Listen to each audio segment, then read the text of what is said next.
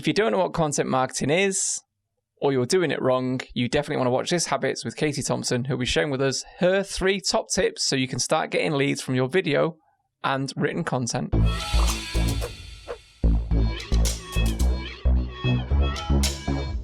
So content marketing, that's something that we do at Iron Productions, and I've seen a lot of your content on LinkedIn. So Katie, share with us some of the things you see people get wrong when it comes to content marketing.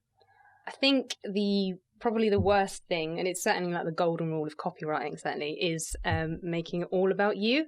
I think there's nothing worse. I used to see this a lot when I sort of worked at a magazine years ago, when it was like people would send in a press release with news, but it wasn't actually news. It was more or less a sales pitch. Like, look at us, we're so great. Like, if you're selling, I don't know, like protein shakes, don't just tell me 10 reasons why a protein shake is great. Like, give me some benefits of it. You know, it's just when you try and pass off just blatant self-promotion as something helpful to people, that's not going to make a sale, and you know you're going to smell that a mile off. So don't just be like, we do this and we believe this, because that's really cheesy. Do you think, and I think this, so it's like a loaded question, but do you think that people think that every bit of content marketing that they do has to be a sales pitch or an opportunity to pitch or sell their products? Because I find when I deal with my clients that sometimes if you said to them, send me a script of what you think we should make a video about, it's like, we've got 20 years experience, we're a leading company, and it's strategic thinking. It's like,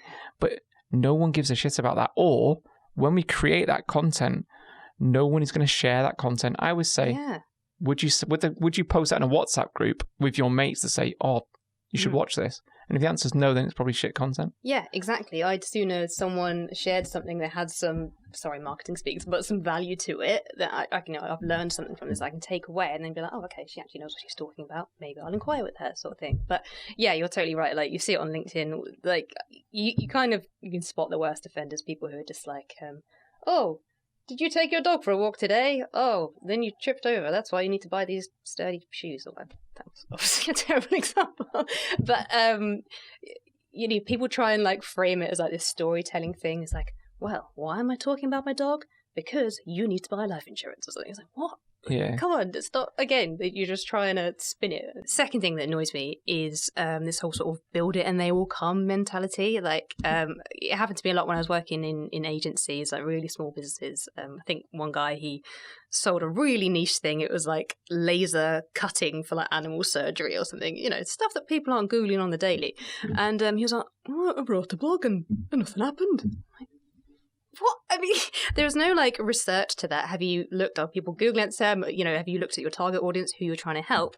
And also, have you shared it in any way whatsoever? Have you put it on LinkedIn? Have you put it on any kind of social media? Have you told your friends about it or anything like that? But to just put a bit of content out there and expect everyone to come running. This is what the world's been waiting for.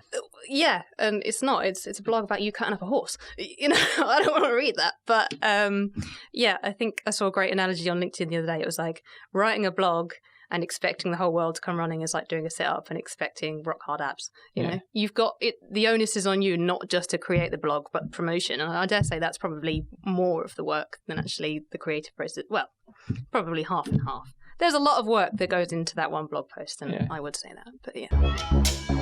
One of the things I think is really important, especially if you're making content marketing, is have lots of pieces of content that work and create consistent leads into your business rather than trying to jump on trends or be viral. Would you say that's a good habit?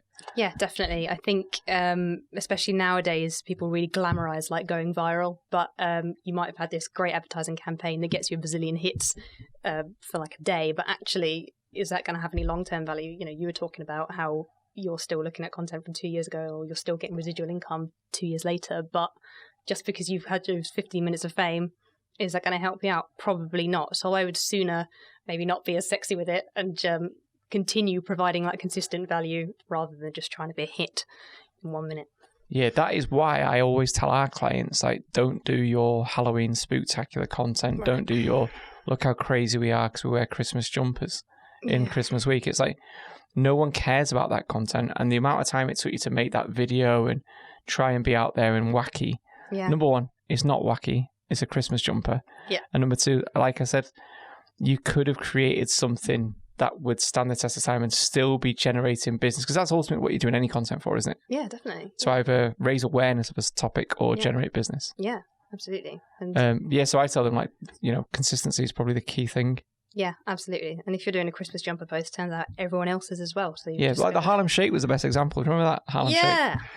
But it was like the first, or the mannequin challenge, like the first company that did it was interesting.